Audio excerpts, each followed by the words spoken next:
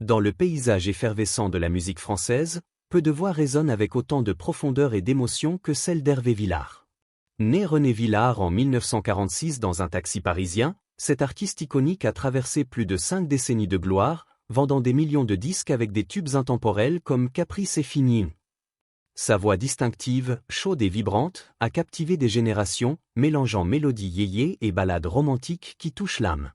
Mais derrière les projecteurs, se cache un homme marqué par des épreuves personnelles déchirantes, une enfance volée, des amours tragiques, des révélations intimes et une résilience qui force l'admiration.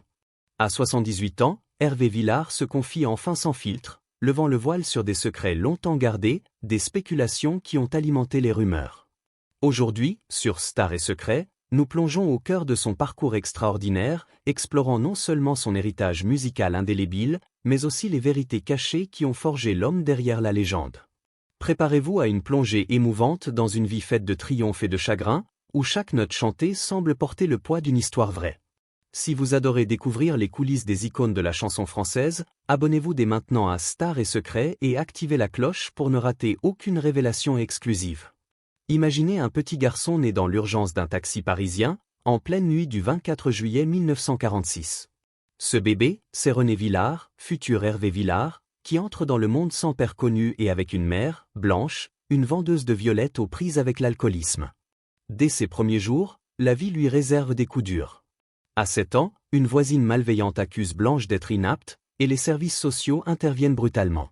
René est arraché à sa mère et placé à l'orphelinat Saint-Vincent-de-Paul, matricule 764.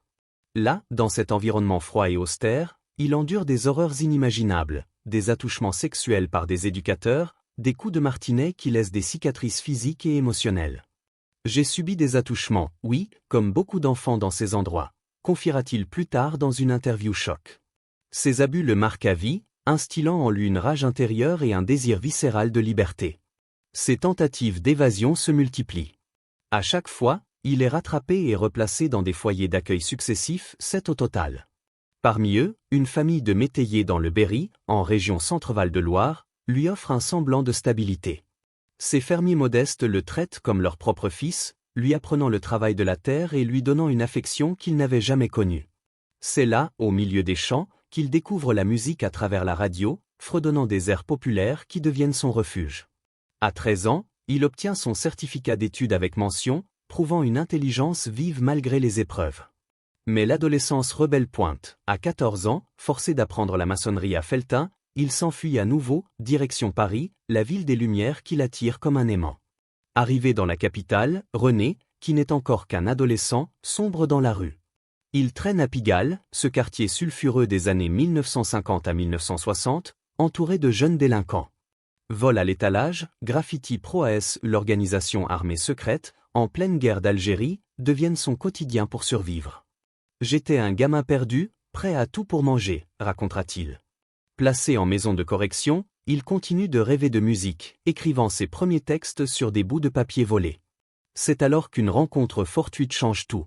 Errant près de la gare Montparnasse, il croise le peintre Dado, un artiste monténégrin excentrique qui lui offre un sandwich et l'invite à une ouverture de galerie d'art. Ce geste anodin l'introduit dans le monde culturel parisien, où il rencontre Daniel Cordier, un ancien résistant, galeriste et secrétaire de Jean Moulin pendant la guerre. Cordier, touché par l'histoire de ce jeune rebelle, devient son tuteur légal en 1962. À 16 ans, René trouve enfin une figure paternelle. Cordier lui offre un toit, une éducation, et l'accès à un cercle élite incluant André Malraux, François Mitterrand et d'autres intellectuels. Daniel m'a donné la liberté et les connaissances qui m'ont permis de réussir, dira Villard avec gratitude.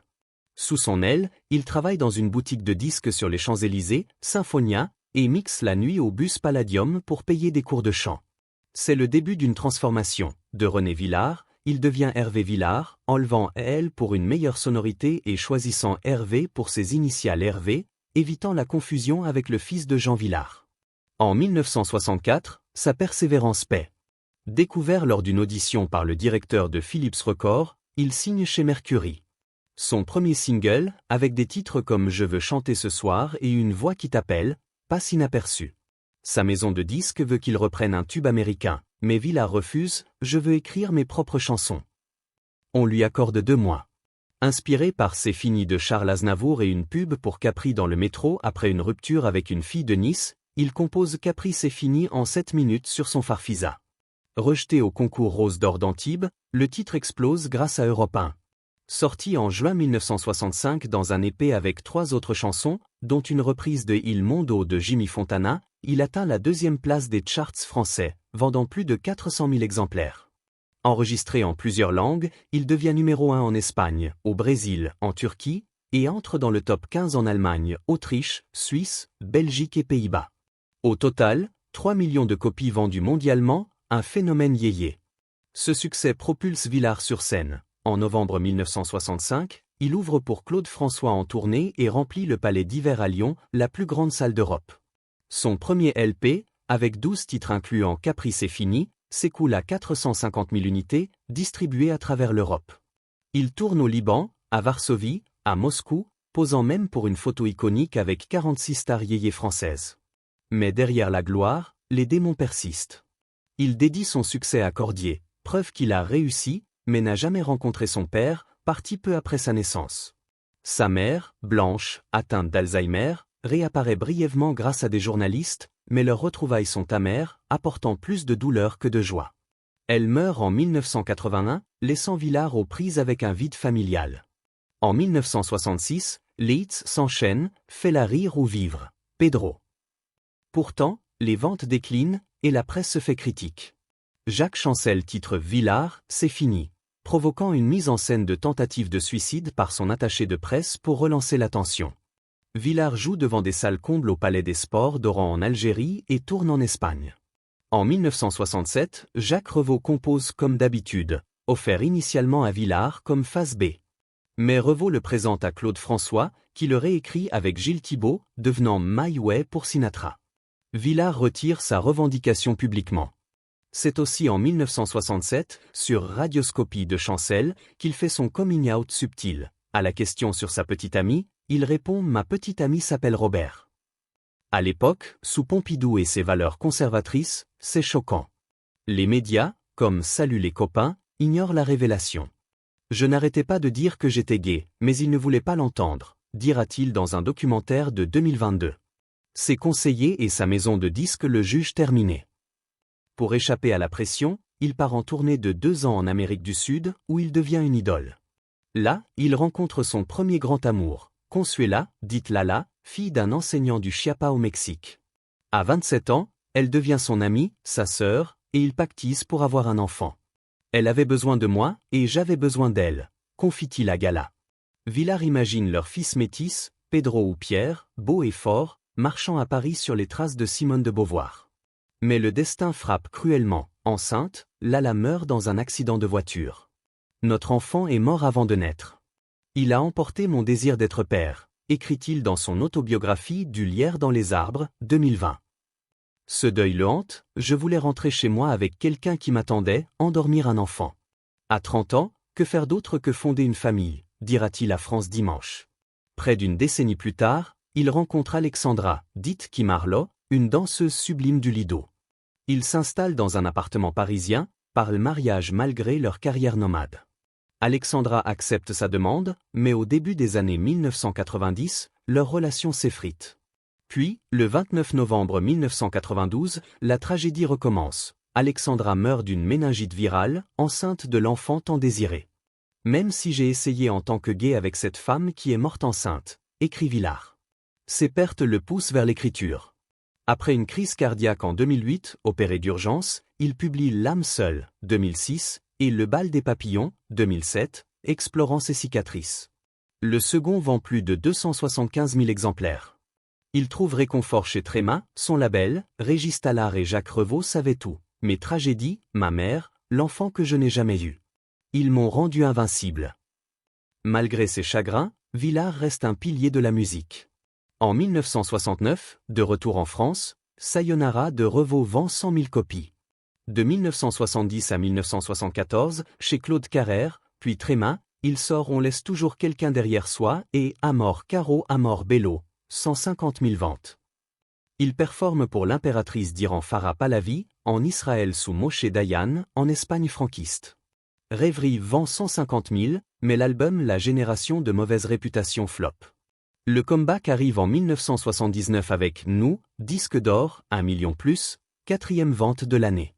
Il réédite Capri c'est fini, 250 000, et J'ai mal je t'aime, 150 000. À l'Olympia du 31 décembre 1979 au 6 janvier 1980, c'est triomphal, album live en mars 1980. Revient en 1980 et 7e vente, 800 000. Olympia en 1981 et 1982, album live or. Je l'aime tant, 1982, 300 000, Ensemble, 1983, 600 000, avec Méditerranéenne. Les chansons que j'aime, 1984, reprend Aznavour, Hallyday, Sardou, Christophe. Petit Brin, 1986, Tour de France Podium, Olympia.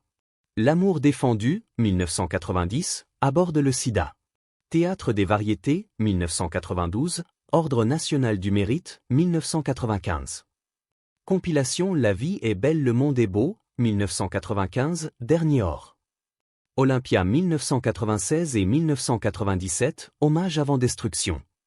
Fin 1990s, début 2000s, concert avec Juvet, Laurence, Dave, Madère, Bertrand. Album Simplement, 1998. En 2004, Salle à Berry à son nom, Cri du cœur avec texte de Duras, Brecht, Aragon, Neruda Éloge, Francophonie, TV.